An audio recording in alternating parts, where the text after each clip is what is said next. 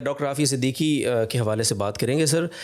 Human rights کے حوالے سے جو اسٹینڈنگ کمیٹی ہے سینٹ کی، اس میں بھی آپ کی کافی ماشاءاللہ آپ ایکٹیو نظر آ رہے ہیں، اور ریسنٹلی ایک بہت بڑی کامیابی میں چاہوں گا اپنی زبان سے آپ بتائیں کہ وہ کون سی کامیابی ہے. اور ڈاکٹر عافیہ صدیقی کا مسئلہ دراصل میں چاہوں گا تھوڑا سا بریفلی اس پر کہ یہ ایشو ہے کیا. یعنی ہم ہر حکومت آتی ہے، اس پر ووٹ بھی لیتی ہے، اس پر بہت یعنی نیتوں پہ شک تو ہم نہیں کر سکتے نا سر.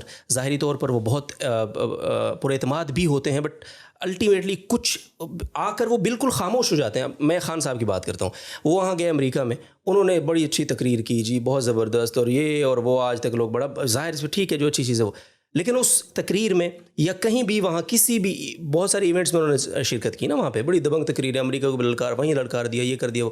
ڈاکٹر عافیہ کا وہاں ذکر تک نہیں ہوا.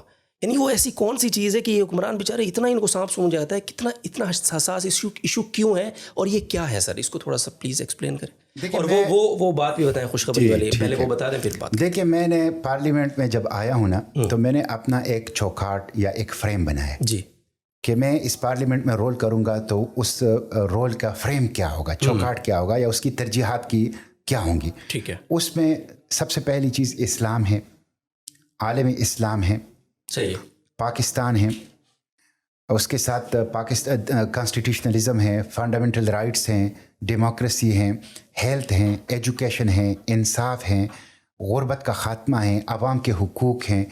یہ بنیادی فریم ہے. تو اس فریم میں جو بھی چیز فٹ آتی ہے نا، میں یہ نہیں دیکھتا کہ یہ کون ہے، کہاں سے، میں اس کے اوپر بات کرتا ہوں.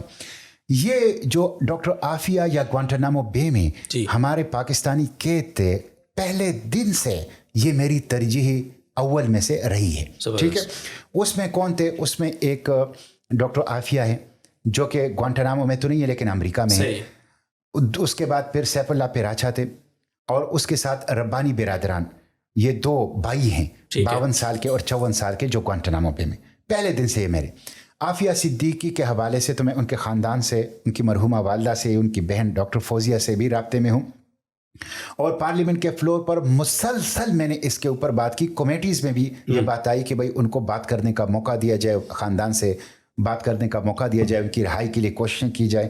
ابھی حال ہی میں نے جب یہ بات اٹھائی تو حکومت نے پارلیمنٹ کے فلور پر جواب دیا کہ ہم ایسی کچھ معلومات ہیں جس کی وجہ سے ہم پارلیمنٹ کے فلور پر نہیں کہہ سکتے، ہم سینیٹر مشتاق کو انفرادی طور پر بریف کریں گے. یہ ہنا ربانی کر نے جو اسٹیٹ منسٹر ہے فارن، انہوں نے کہا. ابھی میری ملاقات ہوئی نہیں ہے، لیکن یہ ملاقات ڈیو ہے، اور میں چاہتا ہوں کہ اس ملاقات میں ڈاکٹر فوزیہ صدیقی بھی ہمارے ساتھ جو ہیں وہ بیٹھ جائیں. لیکن بہرحال یہ ایک مستقل ترجیح میری ہے. دوسرا جو ہے وہ سیف اللہ پیراچا تھے. آپ اندازہ کر لیں جی، سیف اللہ پیراچا بینکاک سے گرفتار ہوئے. اچھا. ان کے جھوٹا مقدمہ ان کے اوپر ڈالا گیا. اس مقدمے کو خود پھر امریکی عدالت نے بدل دیا کہ نہیں، یہ ہم سے غلطی ہوئی، یہ ہم سے غلطی، یہ بے گناہ تھا. صحیح.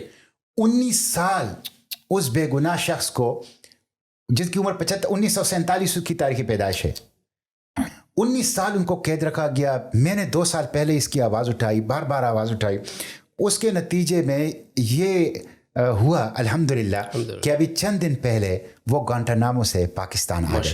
اور میں کل کراچی آیا تھا، تو میں کل ان سے خصوصی طور پر ملنے، ان سے ملاقات کے لیے حاضر ہوا تھا، اور مجھے بہت خوشی ہوئی کہ وہ پاکستان آئے ہیں، اپنے خاندان، اپنے بچوں کے ساتھ ہیں. اب دو ربانی برادران جو ہیں، ربانی برادران کے اوپر کوئی مقدمہ ہی نہیں ہے، ربانی برادران کے اوپر کوئی الزام ہی نہیں ہے. دلچسپ بات یہ ہے کہ ربانی برادران کو 2002 میں 20 سال پہلے امریکہ کو ایک دہشت گرد مطلوب تھا جس کا نام تھا اور یہ ساری جو میں بتا رہا ہوں ابھی آپ، یہ یونائٹڈ اسٹیٹس کی جو سینٹ ہے نا، اس کی کمیٹی میں یہ باتیں آئی ہیں. یہ میں وہاں کی باتیں آپ کو بتا رہا ہوں. 2002 میں ایک نوٹوریس ٹیررسٹ جو ان کے بقول تھا حسن گل، ان کو مطلوب تھا. انہوں نے پاکستانی حکام سے کہا کہ ہمیں حسن گل دو. انہوں نے ایک ٹیکسی ڈرائیور ربانی صاحب کو پکڑ کے ان کے حوالے کیا کہ یہ حسن گل ہے. اور یونائٹڈ اسٹیٹس کی سینٹ کی کمیٹی نے کہا ہے کہ $5,000 بھی حکومت پاکستان نے وصول کیے اس کے. $5,000.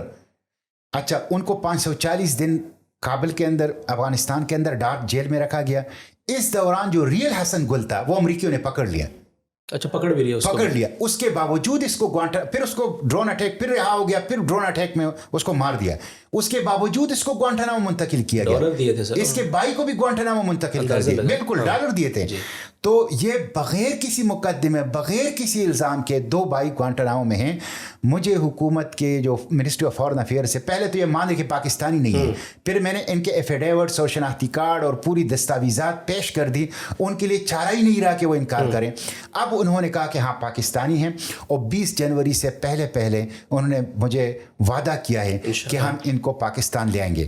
جب ربانی برادران پاکستان آ جائیں گے اس کے بعد انشاءاللہ میں آپ کے سامنے یہ خوشخبری قوم کو سناؤں گا کہ انشاءاللہ ان 2 پاکستانیوں کو, ان 3 پاکستانیوں کو پاکستان لانے کے بعد ڈاکٹر عافیہ صدیقی کی پاکستان لانے کی راستہ ہموار بھی ہوگا اور اس کا پریشر بھی بڑھے گا. اس کے لیے ہم انشاءاللہ پھر کوشش مزید تیز کریں گے کہ اب ایک پاکستانی جو وہاں پہ ہیں ان کے اوپر بھی جو ان کو کراچی سے اٹھایا گیا وہ امریکی نیشنل نہیں ہے, پاکستانی نیشنل ہے. ان کے اوپر جو مقدمہ ڈالا گیا اس کے بارے میں خود رمزی کلارک نے کہا ہے کہ یہ امریکی عدالت انصاف کے اوپر ایک سیاہ دبا ہے. ایک سیاہ دبا ہے بالکل.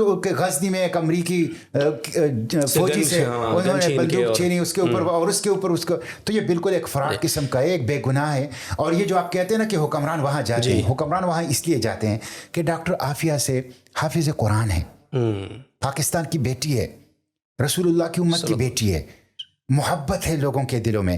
اس محبت کو کیش کرنے کے لیے, پولیٹیکل پوائنٹ سکورنگ کے لیے حکمران الیکشن سے پہلے عافیہ کے گھر جاتے تھے, عافیہ کے بچوں سے, عافیہ کی بوڑھی ماں سے وعدہ کرتے تھے. لیکن جب اور صرف عمران خان نے نہیں, آپ نے تو ان کا نام لیا نا, نواز شریف نے بھی یہ کیا, باقیوں نے بھی یہ کیا. لیکن جب ان کے پاس اختیار آیا پھر انہوں نے عافیہ کو بالکل بلا دیا. میں ابھی ریسنٹلی گیا تھا یونائٹڈ نیشن ایک انٹرنیشنل کانفرنس کے اندر, سینٹ آف پاکستان کی نمائندگی پر. میں نے وہاں پاکستان کا جو مستقل مندوب ہے منیر اکرم, اس سے علیحدہ خصوصی ملاقات کی, اور میں نے ان سے کہا کہ آپ مجھے سیکریٹری جنرل یونائٹڈ نیشن سے ملوائیں.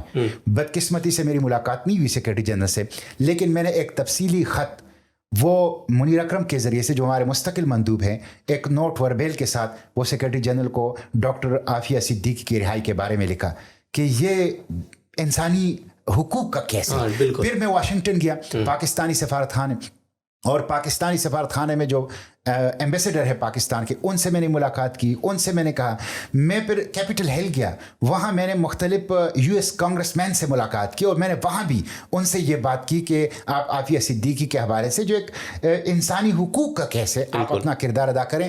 مجھے یقین ہے اگر حکومت پاکستان مدعی بن جائے, عافیہ صدیقی بڑی آسانی سے پاکستان آ سکتی ہے, اس لیے کہ وہ بے گناہ ایک لمبی قید گزار چکی ہے. وہاں انسانی حقوق کی تنظیم اور شخصیات بھی ان کا کیس لڑ رہی ہے, اور ممکن ہے یہ کہ عافیہ صدیقی پاکستان آ جائے, لیکن اس کے لیے حکمرانوں کو مدعی بننا پڑے گا اور کردار ادا کرنا. انشاءاللہ 86 سال کی جو قید ان کو سنائی تھی وہاں کی عدالت نے, تو اس کے لیے اس کو اگر کالعدم قرار دینا ہے تو آپ کہہ رہے ہیں اس کے لیے ضروری ہے کہ حکومت پاکستان مدعی بنے. حکومت پاکستان اس حوالے سے بھی مدعی بنے عدالتوں کے اندر, اور اسٹیٹ لیول پر. اسٹیٹ لیول آپ کو پتہ ہے جب امریکی صدر تبدیل ہوتا ہے تو امریکی صدر کے پاس ایک اختیار ہوتا ہے کہ وہ معافی دیتا ہے مختلف قیدیوں, اور بھی بہت سے چینلز ہیں. پاکستان نے اتنی بڑی فیسیلیٹیشن کی افغانستان میں امریکیوں کے انخلا. پاکستان نے دوحہ امن معاہدہ امریکہ اور طالبان کا کرا دیا. تو آپ کیوں, آپ کے پاس پہلے بھی بہت سے ایسے لیورز تھے, اور آپ کے پاس اب بھی بہت سے ایسے ڈپلومیٹک لیورز ہیں جس کو آپ کر سکتے ہیں, لیکن اگر آپ کرنا چاہیں اور آپ مدعی بننا چاہیں. بالکل ایسی